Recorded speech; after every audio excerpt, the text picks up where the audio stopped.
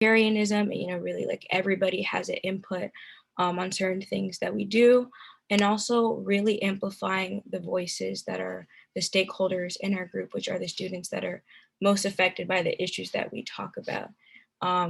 So that would be an example of like students in the DCC or NEC consortiums when we're talking about boundary analysis. So kind of steps' origin. We were kind of started off working on the boundary analysis and MCPS and kind of how there's an unequal distribution of resources for students in the county, and also how a lot of that is reliant on race too of schools. We were also started a little bit last year, kind of around COVID-19. So we did have to shift virtually. And also we do a lot of work on the over-policing of Black and Brown students. So far what we've done is that we've had a town hall with progressive Board of Education candidates, and 2/4 of the attendees made it to the ballot in November. We did a town hall on policing. We've had recommendations to the Board of Education on distance learning. We have link between the student body and the Board of Education. And then STEPS also has relationships with elected officials, like STEPS sits on the SMOB cabinet. And we've also helped with the passing of Blueprint for Maryland. And this is not on here, but recently we just had an event, a virtual event, showing students to different student advocacy groups that they can get involved with in MCPS. So far plans for the rest of this year, STEPS has been doing a lot of work with the Police Free Schools movement, and kind of removing SROs and police officers from schools and really putting funding into mental health resources. And we're also still working on getting the Board of Education to commit to changing boundaries, and also just increasing student advocacy in MCPS and the access to student advocacy opportunities to all students across the county. So kind of steps and how YCC has helped STEPS. So a lot of STEPS members have attended a YCC sponsored student advocacy training during the summer of 2020. Many STEPS members attended. A lot of things that we learned is kind of helping, our social media outreach and other tools that are needed for student advocacy, which many of our members found really helpful. And also YCC has provided STEPS with a grant, I believe about $100 to help further us in our student advocacy. So kind of how you can get involved, or if you want to follow up more on STEPS, you can follow us on Instagram at steps.moco. And kind of to join STEPS, you can scan the QR code just to join our GroupMe. And in there, you'll find links to our meetings or other things that we're up to, and then fill up our sign up form too. So yeah.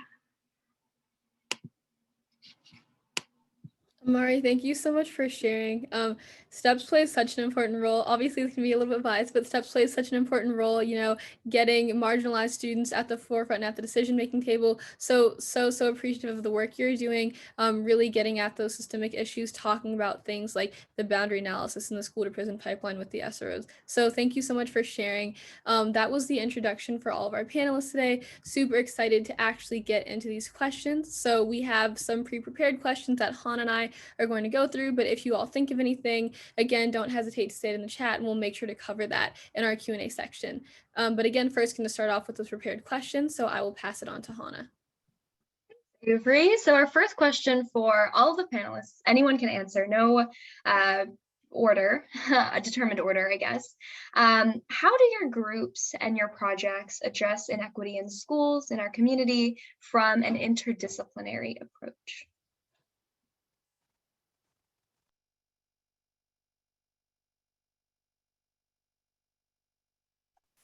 I guess we could start it off. I'm from BGE again, and we kind of try to address the inequity in schools or in the community from an intersection between social impact and accessibility, whether that be accessibility to education or cultural understanding.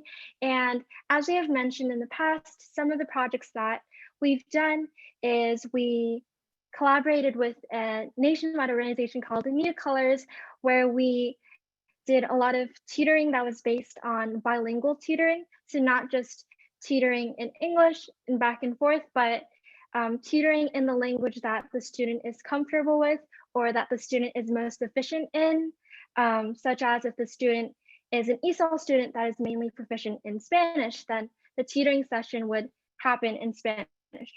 And then Sophia, if you want to talk about a different project we did in the past.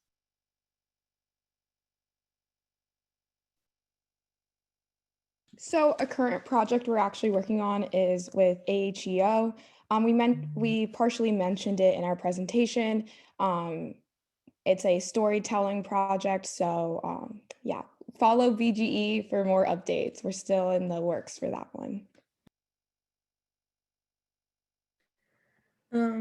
Okay, I would say that our group addresses inequity in schools and in the community by when we see an issue happen at school or in our community, we base our meeting off of that topic, and then we provide a space for people to talk about it. If they were affected by it, they get support. They can hear that they're not alone because no one wants to be alone when something happens. And whether it happens on social media or on a Zoom, we always want to talk about it and make sure everyone's okay. And then for our projects, I would say that everything like relates back to like the same core values. So whenever we do like collab with a club or do like a toy drive, we always make sure that like it is helping our community and our schools. So yeah. Yeah, so to answer the question for steps, like in addition to focusing on different issues around the county that affect students the most, steps also is really focused on being that gateway into helping more students get access to student advocacy. I think a lot of our members have talked about how steps is kind of their stepping stone into getting into student advocacy in Montgomery County. So we definitely, in addition to having working groups that work on several different issues, we also like to have meetings where we focus on different tips and tricks or different things that can help them improve their student advocacy or different tools that they can definitely use. So kind of targeting it from like different standpoints. Thank you for those answers. When I think about advocacy in this county, I really think of it as a tapestry, and you all are filling such important niches. I'm just really building that quilt. So again, like, thanks for everything you're doing. The next question, in your view, where is the intersection between equity in schools and equity in the broader community, and how do we achieve this connection? I would say that equity in schools is providing equal resources, supplies, opportunities, support in class and out of class, being treated and disciplined the same. Equity in the communities is confronting the inequalities people see and holding your friends and your neighbors accountable for harmful actions or words. We can achieve this connection by doing both. So basically, if you have like extra resources or extra supplies, donating them to people or providing tutoring or selling prep books, and also holding your teachers and your classmates accountable as well as your friends and your neighbors. So just helping everyone out and using and like sharing your resources with people is definitely a way that we can achieve a connection.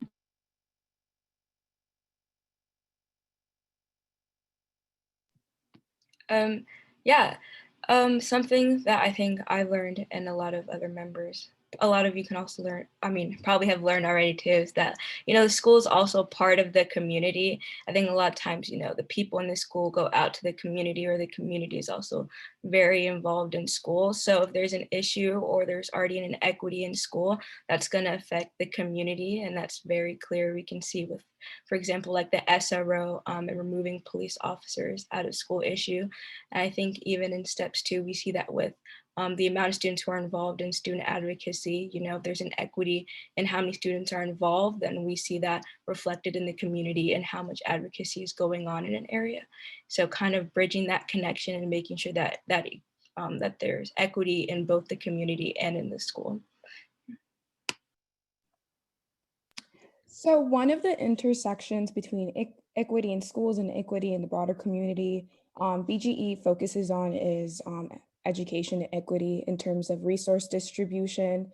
In context of ESOL students, due to language and cultural barriers, there tends to be a need for much more specified resource support, not only in terms of teachers and educational materials, but also in terms of outreach for activities, where there is a lack in under-resourced and underfunded but overpopulated schools.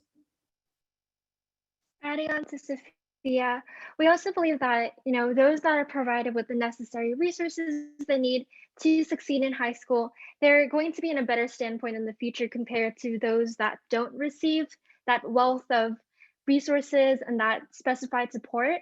So the issue of a lack of sufficient resource distribution and thus educational equity, that really affects students' futures in terms of the careers they go to, whether they go to college or grad school, that the resources that they're supported with, that really affects their futures. So in terms of kind of how we achieve this connection between equity in schools and equity in the broader community, really, we've in the past tried to connect with people that directly work with educational inequity and resource distribution, whether that be school principals or coordinators, teachers. We really try to work face to face directly with them, communicate the problem, and just try to work in providing more equitable resources. Thank you guys for sharing your responses to those questions. This next question is something that I actually talk a lot about with my friends who are engaged in similar social justice activism work, but how has your personal identity affected your work in these organizations or in just the broader context of serving your community?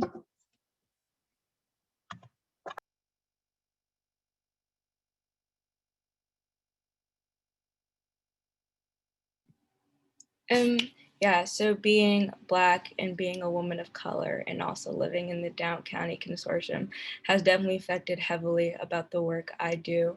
That's kind of honestly one of the main reasons why I began to get involved, especially around this time, where we saw like a really heavy publicization of the Black Lives Matter movement. That was kind of my stepping stone into getting involved, and kind of that gave me the gateway of uplifting those voices, especially because I knew there's a lot of times where I felt like my voice wasn't uplifted enough. So that's affected and kind of hoping to connect with other people who look like me and making sure that they have that space to, have their voice heard.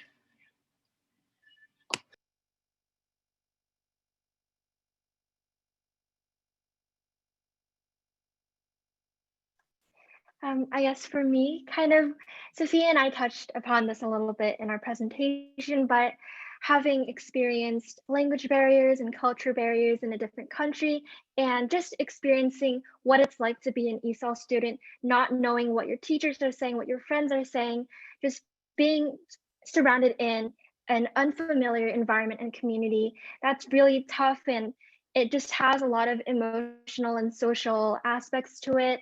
So I guess in that terms of having experienced what it's like to be an ESOL student definitely has impacted the work I've done in BGE and has pushed me to further advocate for ESOL students.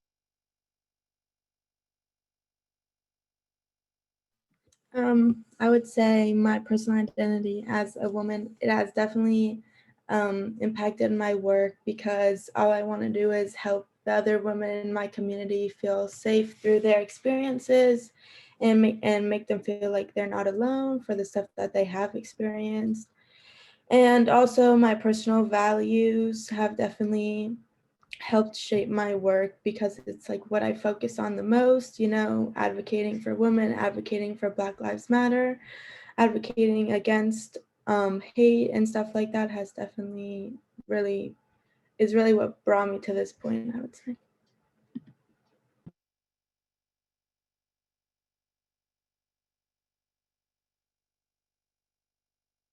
Sophia, I know Irene answered, but if you wanted to go as well. I totally agree with Irene. As I mentioned in the presentation, I was a formal ESOL student, and I had a bunch of family members also in the ESOL program. I remember being in middle school and like my older cousins were actually went to Richard Montgomery, my home high school. And I remember them not knowing what homecoming was and me kind of like telling them as a middle schooler, I'm like, well, you need to buy a dress for homecoming.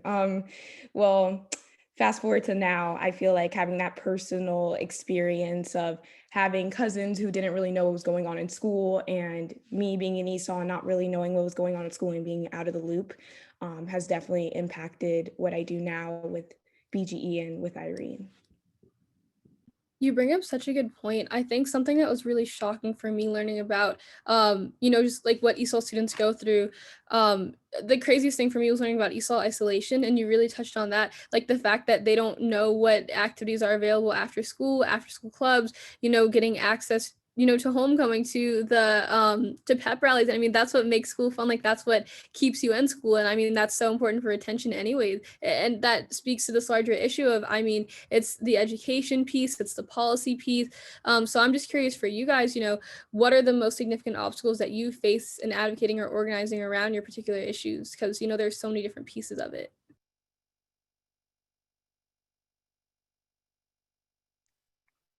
Definitely. Thank you for bringing up that question.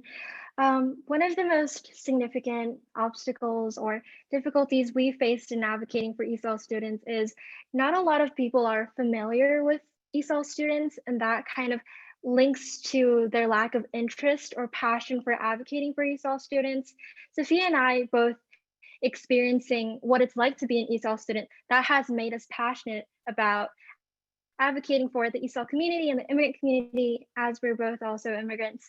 But for people who have not had those experiences, they often tend to not be that interested or that passionate about advocating for ESOL students as much as we are.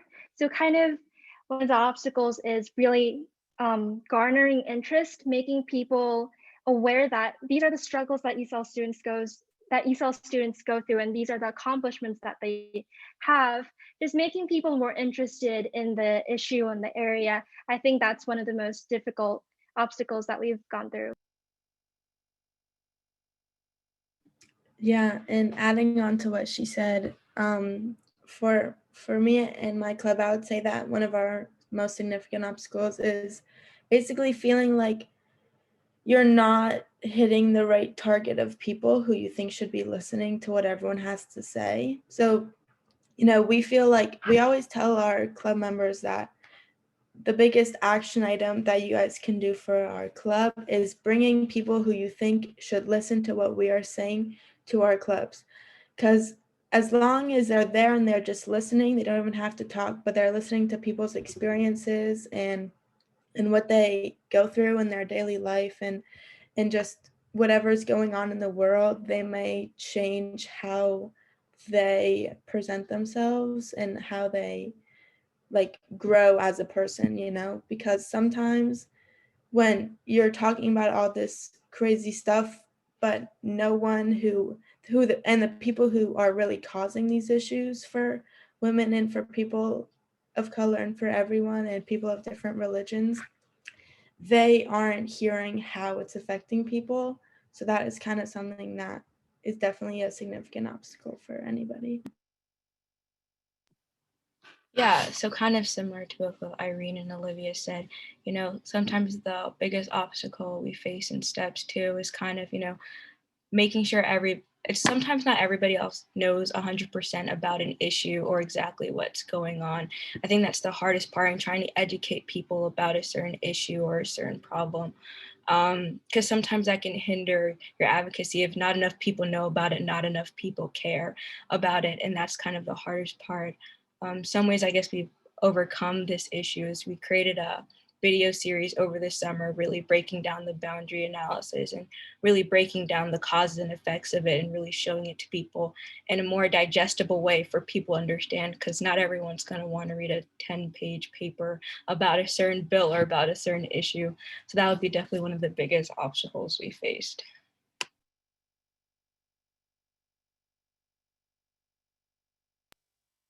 Yeah, I think you guys all brought up really, really wonderful points. I know I can relate to a lot of similar obstacles in my own work. But I think another obstacle that no one really touched on that I'd love to hear from you guys about is the pandemic, right? How has COVID, impacted your work, exacerbated the issues that you're working on? Has it possibly benefited you in some way, right? Like one thing I like to think about is just how I think a lot of work, activism work in particular, has become a lot more accessible now that we're all forced to be online together and learn how to use these digital tools. So I guess as a whole, how has COVID impacted both your work and the causes that you guys are working on?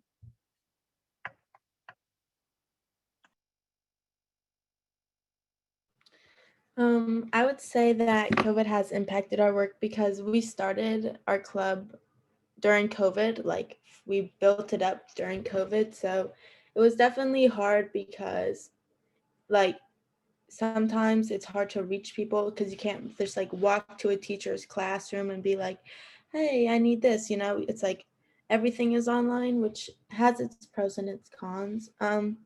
Another thing is we've never been able to meet our members in person besides the people that like we already knew, but like our new members and our freshmen, like we have never actually met them in person. um Another thing is that what is good about it sometimes is that everything you can just like send anybody anything and they'll be able to like access it and read it online, whether it's like an Instagram post or an article or a video. And it's definitely given us a lot to talk about because I feel like everything kind of ties back to COVID, like um for inequities like that I've noticed in our areas is like students who get food from the schools and they have to get like computers and Wi-Fi. So that's definitely something that we have been able to help with, like for donations, and everything kind of ties back to COVID. So yeah. Adding on to Olivia, we've also had just like a bit of a difficulty in getting hold of people we want to work with, not exactly in our team, but ESOL teachers, coordinators, ESOL students. In the past, Sophia and I would visit classrooms physically and we would talk with the teachers, talk with the students, get some feedback on what we've been doing. But because we can't really do that anymore, it's been a bit more difficult to get some advice or some feedback on our work. And also, Olivia also touched upon kind of how um, they've been able to advocate for certain struggles that students have been going through during COVID. And one of the struggles that ESOL students have been going through during COVID and remote learning is that they're not able to get those important personal connections with teachers. They're not able to get the support and the communication that they need to get. I think Sophia can elaborate a bit more on that point. So I agree. I think remote learning is hard for, every student. I can't imagine how difficult it would be for ESOL students who are learning academically and culturally in a different language. I was actually talking to a MCPS teacher. Her name is Ms. Shook, and she told me that many students were struggling with the language and the technology with like Zoom in the virtual school. Yeah, so kind of what everyone said so far, and kind of how Hannah mentioned earlier. Now, it's great that, well, not great, but COVID has made student advocacy so accessible because we can all meet virtually online and find a time that works for everybody, and we don't have to worry about travel times. But STEPS focuses a lot on equitable education, and unfortunately, because of COVID, we've seen a lot of the faults in our education system and how those effects have been exacerbated greatly, as we can see, like lack of mental health resources in a lot of schools, or just the grading policies, and all these are things that unfortunately affect students and unfortunately affect the amount of time they can put into student advocacy because of things like burnout. So those are definitely one obstacle that, or one effect that COVID has had on our group. I think you all touched on this, but COVID definitely revealed a lot of structural inequalities, really, really deep inequities. So these things that you guys are talking about, seeing such a low retention rate, students not being able to stay in Zoom school. Amari talked about those mental health resources that are so vital now more than ever. And so we're talking about dealing with these systemic inequities, and then you also have those things that crop up as a result of it. Irene was talking about direct action to get at that. So how do you balance those two things? How do you confront surface level inequity while also looking at structural inequity? And I'm just wondering if you all do that in different ways.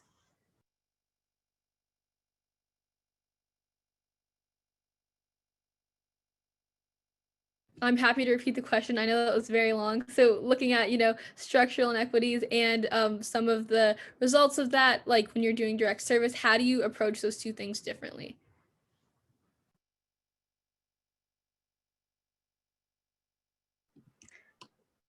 Oh, sorry. Go ahead. True. So at least for steps, we obviously, we're working really hard on trying to get the boundaries changed in Montgomery County, because obviously that's a big root about the inequity of resources and distribution amongst the county.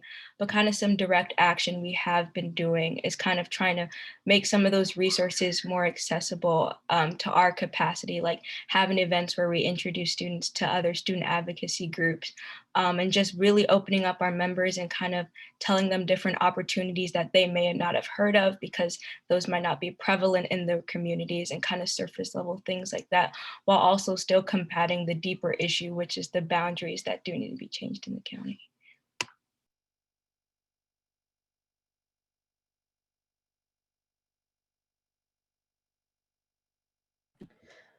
I would say that for like surface level issues, for surface level inequity, we usually just try to have like a discussion about it, because usually it's like it comes up and it's like we need to talk about it, so we don't like have time to really like create like a slideshow or like do in-depth research that we would do for like structural inequity. So that's definitely, I would say there's similar ways that we handle them, because we always want to talk about it, but there's different ways that we go about talking about it. So yeah.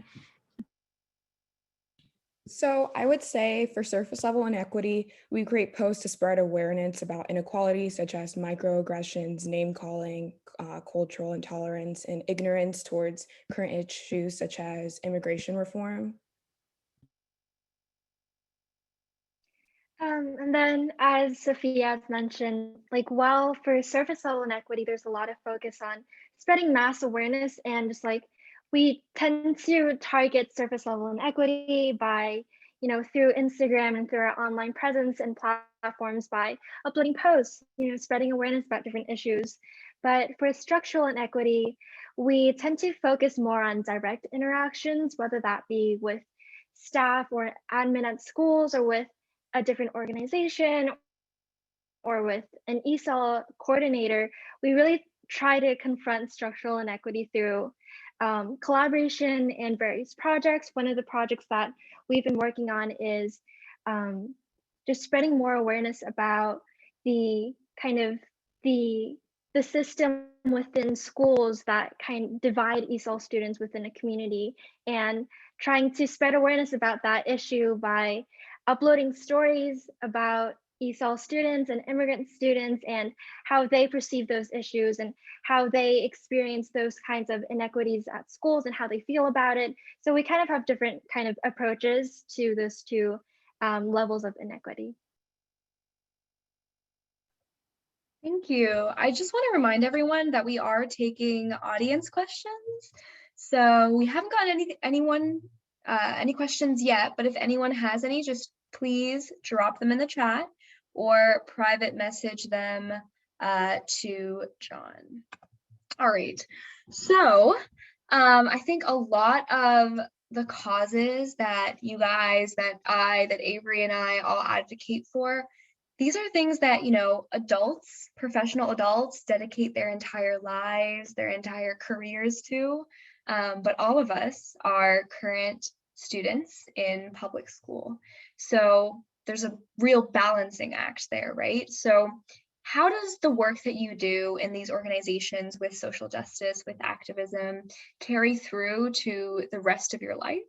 And how can you share these experiences with other people?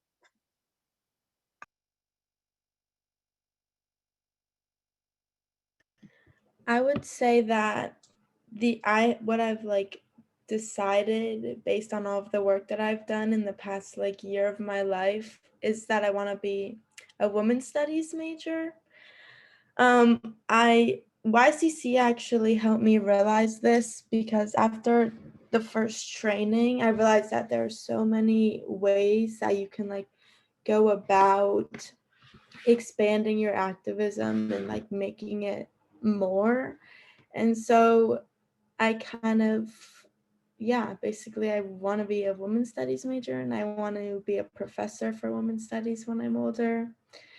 And so I would say that that is how I can share my experiences, is by using what I've learned um, so far in high school and like getting involved in all these clubs and organizations like so quickly, and basically like moving that over into like a more professional aspect of my life.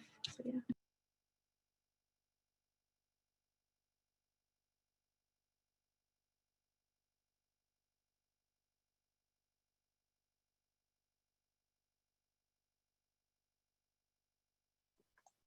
Adding on to Olivia, I also really hope I'm really interested in public policy, and I'm also really interested in linguistics studies.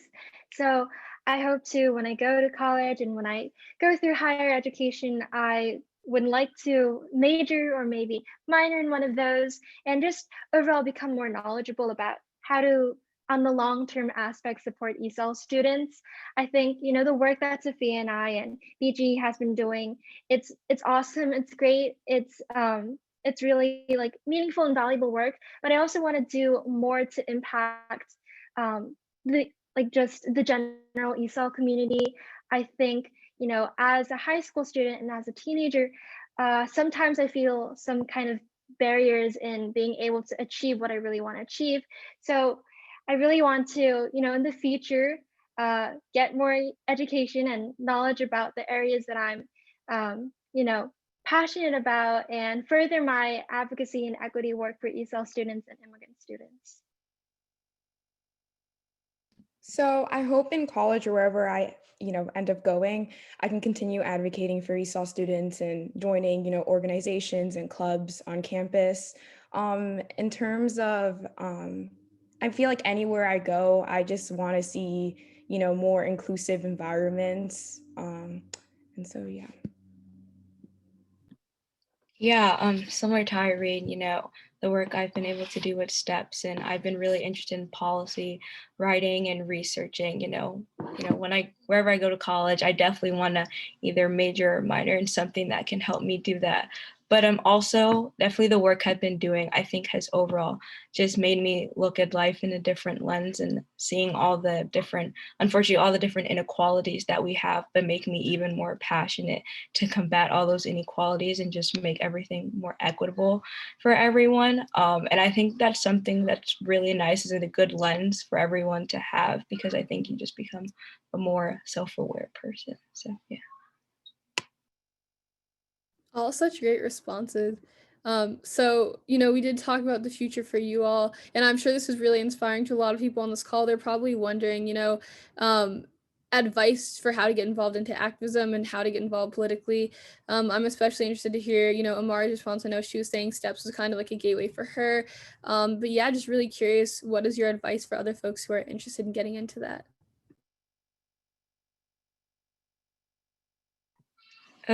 Yes, kind of Avery mentioned, STEPS was my gateway organization into student advocacy. But something I definitely do recommend is, I think, find an issue that you find really passionate about and that you see and that you really want to see change come out of.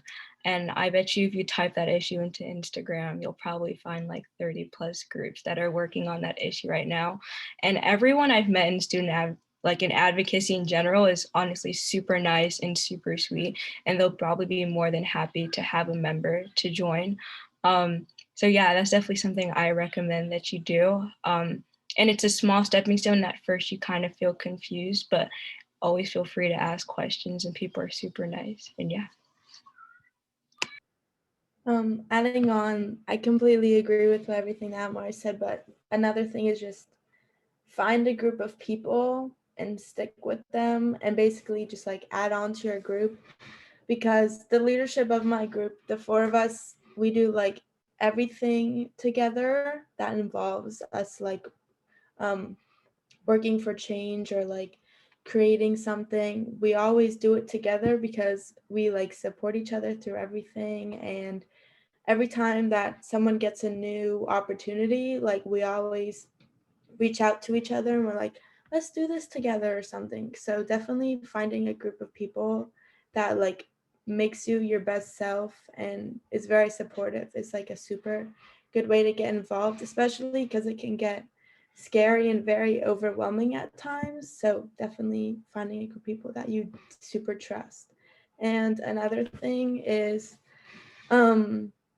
like finding an organization like YCC to really guide you through the process, because after starting my club, which was like it was like the first really big thing that I did to like guide me into like what I do now, like I needed more support from like a really like big group, I guess you could say. So finding something that will help you like be really effective and stuff is really important too. So yeah.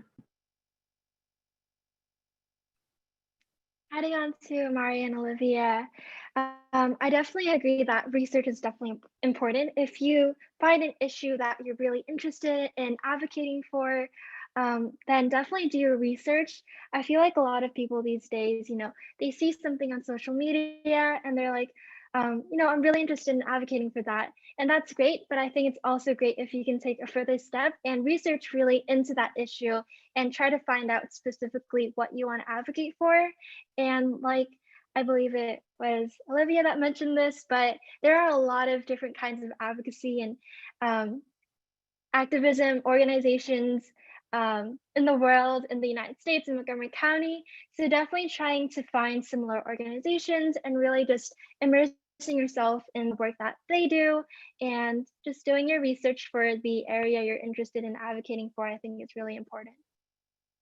I think Olivia mentioned this, but I think it's really important to not be afraid to reach out. I think it's important to talk to the people and the community you're advocating for, but also reach out to, other students who have the same interest as you. And yeah. Thank you, guys. I really love what Olivia said in particular about finding a community. I think that's always been like the best way to get started for me personally. But it looks like we have 3 questions that have been sent privately to John from the audience. So I can start off with the first one, which is, what were some of the biggest challenges starting these organizations?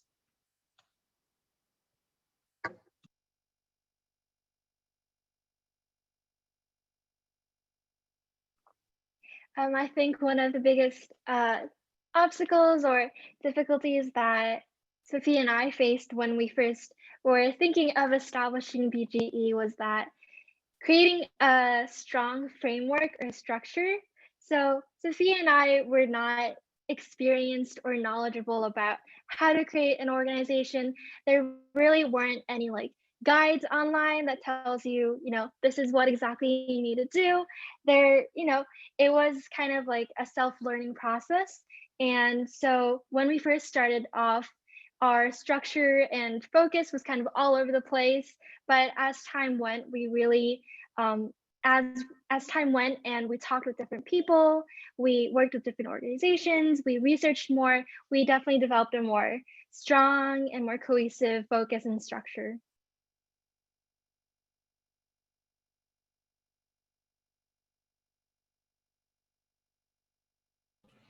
I would say something that was kind of tough was that it was very overwhelming, especially in my particular case.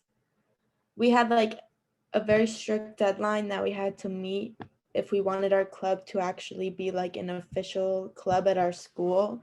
So I was asked to start a branch of YCC, and then I had to find someone to do it with me, and then we basically had to do everything for a club that you need to do to get it started in like 2 days. And we didn't know really what we had to do, so we were kind of just like taking it as people were telling us, like, oh, you need to get this ready, you need to create a Google form, you need to make an Instagram, you need to make a slideshow for this and this.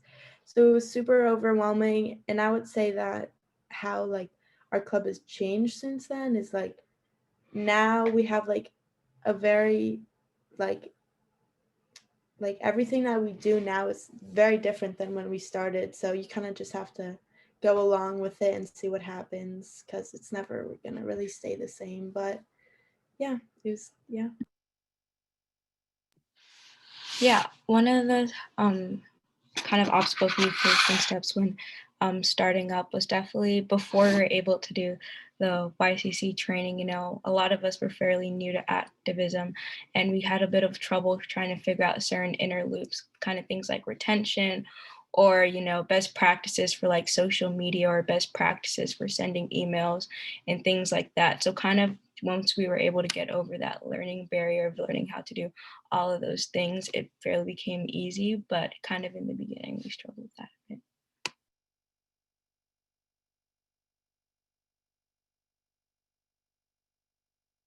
Thank you all so much for sharing. So moving on to our next question from the audience, and this was for Amari. And again, you know, you all can direct questions specifically to a person, but they were wondering, they said Amari mentioned in her presentation that steps to recommendation to distance learning were adopted. So they were just asking Amari if you could talk more about that process and those recommendations.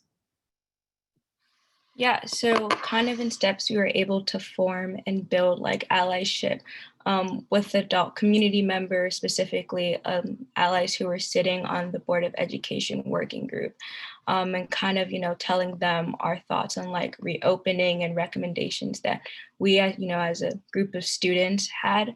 And that really just spoke to volume, kind of how much influence steps was able to build by creating and forming these relationships, and just the power of student advocacy in general, and that the fact that there are adult allies that, you know, were listening to us. Yeah.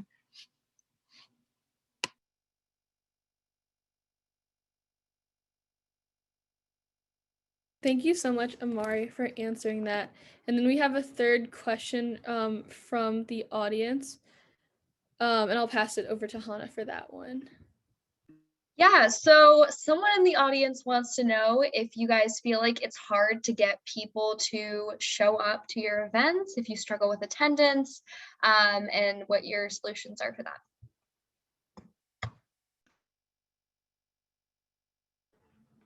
I would say that our first club meeting compared to our most recent club meeting, the attendance is like cut in half.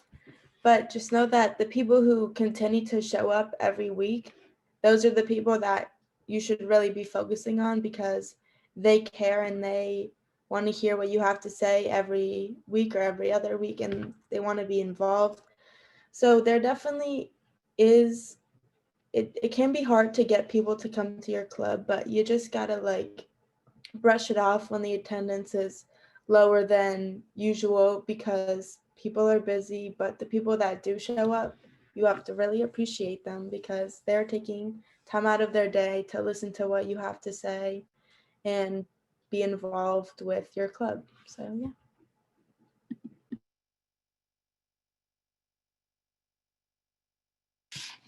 Yeah, for steps, obviously, because, you know, COVID has made, you know, being on Zoom, like burnout is so real and everybody goes through it. And that's definitely, you know, been a big thing that we've kind of struggled with retaining people coming to events. But I think one thing that we've kept in mind too is kind of just always, you know, reaching out to as many people as possible, and really like, you know, going to full capacity, you know, emailing teachers, counselors, just anybody who's willing to share information. And also just keeping in mind that, you know, people go through burnout, and some people don't just want to join another Zoom meeting or don't want to go on an event. And it's not because they have anything against us. It's probably just because they're Zoomed out.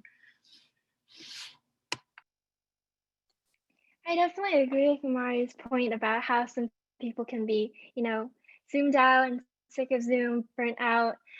We don't really have much to say about attendance because we don't really hold like weekly or monthly meetings, but we do have a lot to say about collaborations.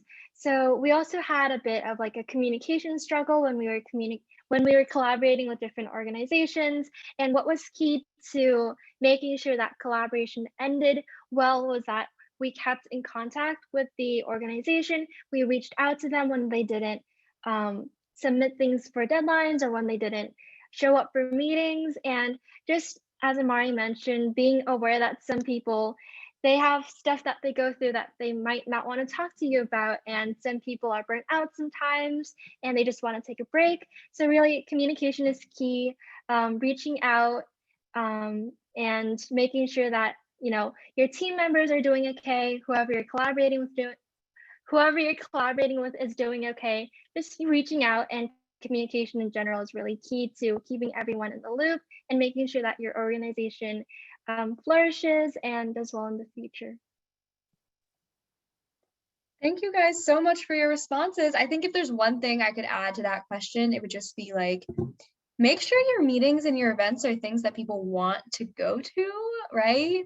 Making sure that it's relevant to what's happening in the world. Like our organizations, our work is not isolated from current events and the news. So incorporating that, if something happens, making sure you have a space to talk about it. But it is 4:15, which is the stated end time of our panel. So thank you guys so much for coming. I learned so much from these 3 organizations. I really appreciated all of your time and the work that you guys have been putting into our community. I don't know if Avery, you have anything else you want to say? Yeah, I just want to say, I love this county and just the culture of student advocacy. I think it's really unique that we had 50 people here on this Sunday just listening to these 3 amazing orgs. Not only do we have you guys doing this great work, but we have community members who are super interested, super involved as well. So yeah, just like really excited to see what you all do. And again, just think about how amazing MoCo is with, that direct action like Irene and Sophia, and then doing some more policy things like Amari and Olivia. So you guys just doing such great things. Thank you for this panel. Thank you so much to you all who came out this afternoon. Thank you very much, moderators and panelists. Thanks for giving us a great end to our social change conference. If you'd like to get involved with YCC, you can find us on Instagram at kua.ycc. I'll put that in the chat. YCC has monthly trainings for aspiring and current student social justice activists. We also connect activists with up to $20,000 in grant funding, mentorship from experienced social justice activists, adults, and teens as well. And we also foster, I guess, like you could say, fellow to fellow connections too. So we've had a couple of collaborative projects that have come out of our incubator here. Thank you very much. I hope you guys have a great day. Thank you. Thanks, guys. Thank you.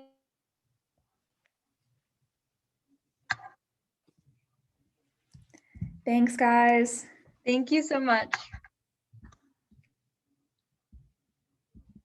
Thank you. Have a good rest of your weekend.